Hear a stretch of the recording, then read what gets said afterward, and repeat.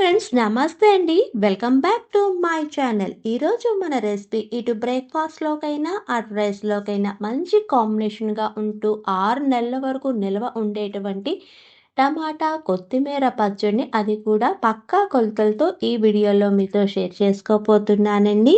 నేను ముందుగా ఒక పెద్ద కొత్తిమీర కట్టను తీసుకున్నానండి. ఇది గ్రామ్స్‌లో చెప్పాలి అంటే 250 గ్రామ్స్ ఉంటుందండి. ఈ కొత్తిమీరలోని పండుగా ఉన్నటువంటి ఆకు, కాడలన్నవి కొంచెం ముదరగా ఉన్న దీనిలోని ఎటువంటి చెత్తనున్నా అంతా శుభ్రం చేసుకోవాలనమాట. ఇలా శుభ్రం చేసుకున్నటువంటి కొత్తిమీరని మంచినీళ్ళతో శుభ్రంగా 2, 3 సార్లు కడుక్కోవాలండి.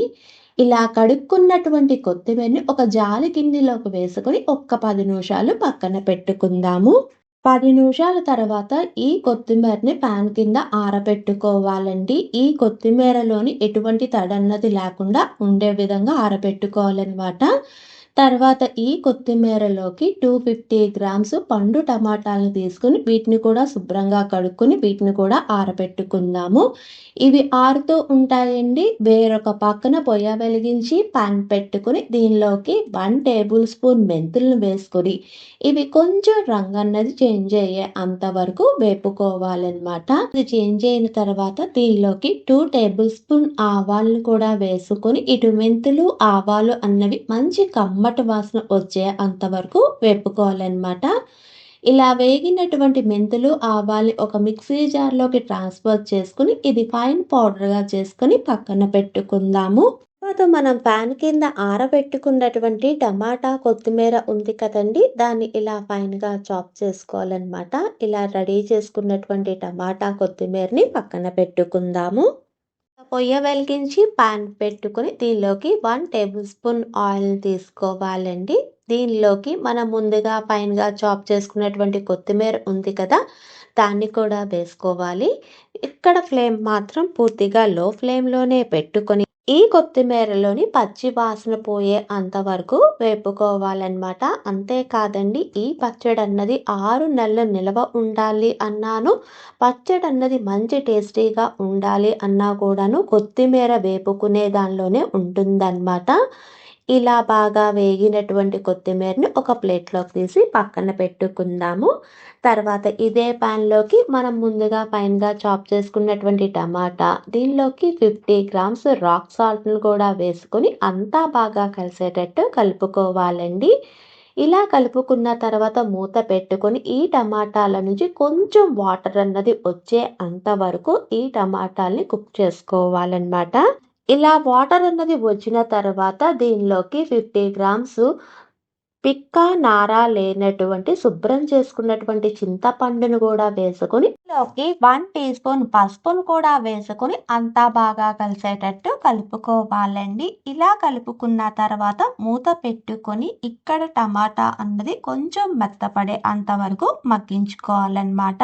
అంతేకాదండి, ఇక్కడ తీసుకున్నటువంటి టమాటాలు నాటు టమాటాలు అన్నమాట.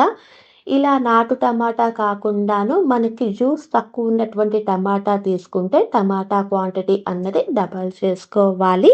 ఇలా టమాటాలు అన్నవి పూర్తిగా మగ్గిన తర్వాత పొయ్యి అన్నది ఆఫ్ చేసి వీటిని పక్కన పెట్టుకుందాము. తర్వాత ఒక మిక్సీ జార్ తీసుకొని దీనిలోకి మనం ముందుగా వేపి పెట్టుకున్నటువంటి కొత్తిమీర, 50 గ్రామ్స్ కారము, మనం ముందుగా ఫైన్గా పౌడర్ చేసుకున్నటువంటి మెంతులు ఆవాల పిండిని కూడా వేసుకొని 2, 3 సార్లు పల్సిచ్చుకుంటూ ఇవి కొంచెం కోసుగా గ్రైండ్ చేసుకోవాలండి. ఇలా చేసుకున్న తర్వాత దీనిలోకి మనం ముందుగా మగ్గ పెట్టుకున్నటువంటి టమాటా ఉంది కదా, దాన్ని కూడా వేసుకుని మెత్తగా ఫైన్ పేస్ట్గా చేసుకోవాలన్నమాట. అంతేకాదు, ఇక్కడ పచ్చడి అన్నది అంత తొందరగా నలగదండి. అందుకని కొంచెం కొంచెం క్వాంటిటీని తీసుకుంటూ మిక్సీ పట్టుకోవాలి. ఇలా రుబ్బుకున్నటువంటి పచ్చడిని పక్కన పెట్టుకుందాము.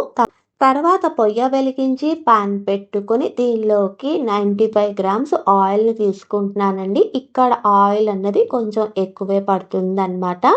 ఆయిల్ అన్నది కొంచెం వేడెక్కిన తర్వాత దీనిలోకి శుభ్రం చేసుకున్నటువంటి ఒక మీడియం సైజు వెల్లుల్లిపాయ రబ్బల్ని కూడా వేసుకొని దీనిలోకి 2 టీ స్పూన్ ఆవాలు, సగానికి కట్ చేసుకున్నటువంటి 4, 5 ఎండుమిరపకాయలను వేసుకొని తాలింపుని ఒక్క నిమిషం వేగనివ్వాలన్నమాట.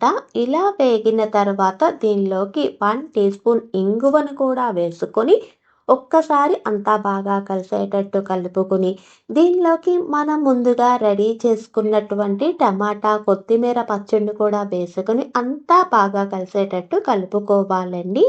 ఇలా కలుపుకునేసరికి చూడండి దీనిలోకి ఇంకా ఆయిల్ అన్నది పడుతుంది కదా! అందుకని నేను ఇంకొక 10 గ్రామ్స్ ఆయిల్ అన్నది వేసి అంతా బాగా కలిసేటట్టు కలుపుకున్నాననమాట.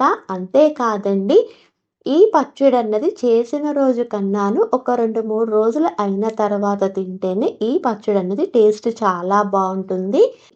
ఇలా రెడీ చేసుకున్నటువంటి పచ్చడి తడన్నది ఎక్కడా లేకుండా మనం జాగ్రత్తలు వహిస్తూ చేశామనుకోండి, బయట ఉంటే ఒక నెల, అదే ఫ్రిడ్జ్‌లో ఉంటే 6 నెలల వరకు స్టోర్ చేసుకోవచ్చనమాట. అంతేనండి, ఎంతో టేస్టీగా ఉండేటువంటి టమాటా, కొత్తిమీర పచ్చడి రెడీ. మీకు కానీ ఈ వీడియో నచ్చితే please like, share and subscribe. Thanks for watching.